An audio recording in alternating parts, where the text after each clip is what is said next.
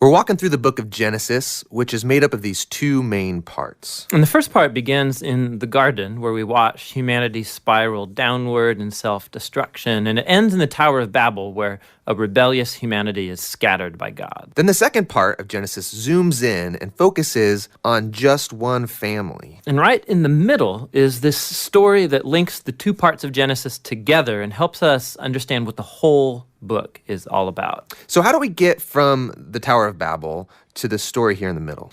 Well, after the scattering at Babel, there's this genealogy, and it follows one of the tribes all the way down to this one guy named Abram. You probably know him as Abraham. And God starts making all these promises to Abraham, like he's going to bless him and give him a ton of kids. And he says that through him and his family, all the nations of the earth are now going to find God's blessing. So basically, God is trying to restore humanity back to the goodness of the garden and to his original intentions for the world. So it's like his rescue plan for humanity. And that's why the whole second half of Genesis is about this one family.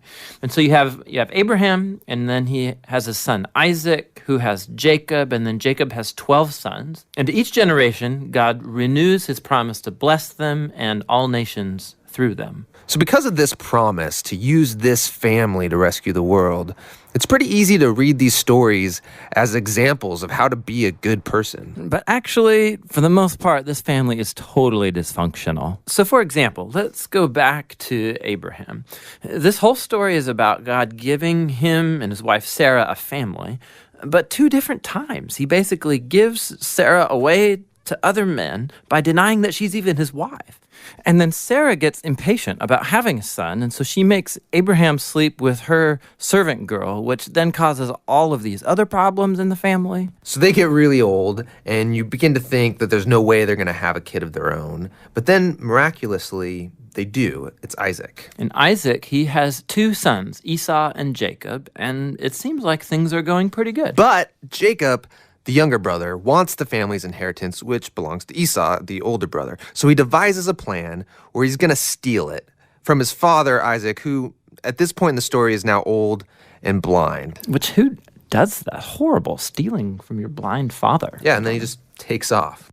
So Jacob goes on from there to have 12 sons, big family. But Jacob loves his 11th son, Joseph, way more than all the others. And so he gives him the special Technicolor dream coat. And his brothers, because of this, come to hate him. So much so that they plan on killing him. But they don't. They instead just sell him as a slave down in Egypt.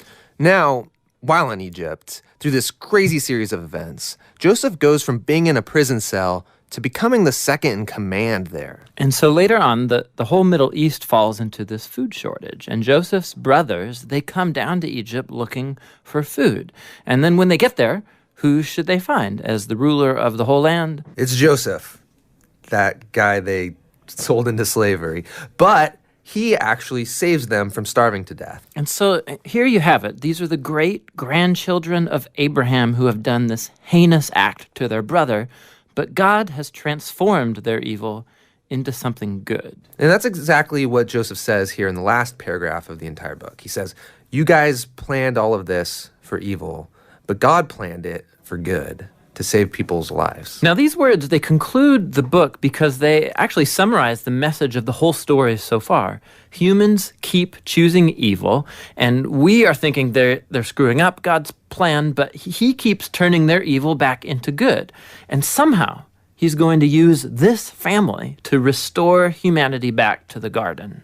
So that's the book of Genesis. But we still don't know how exactly he's going to use this family to bring us back to the garden. Well, yeah, but this is just the first book, so that's what the rest of the Bible sets out to answer.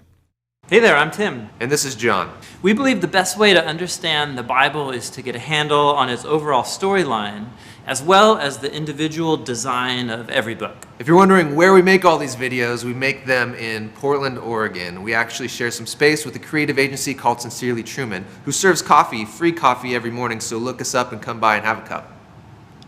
We're a nonprofit, so if you find these videos valuable, we would love your support. Go to jointhebibleproject.com. You could download full resolution versions of the video. You could download study guides for each video. It's all for free. jointhebibleproject.com.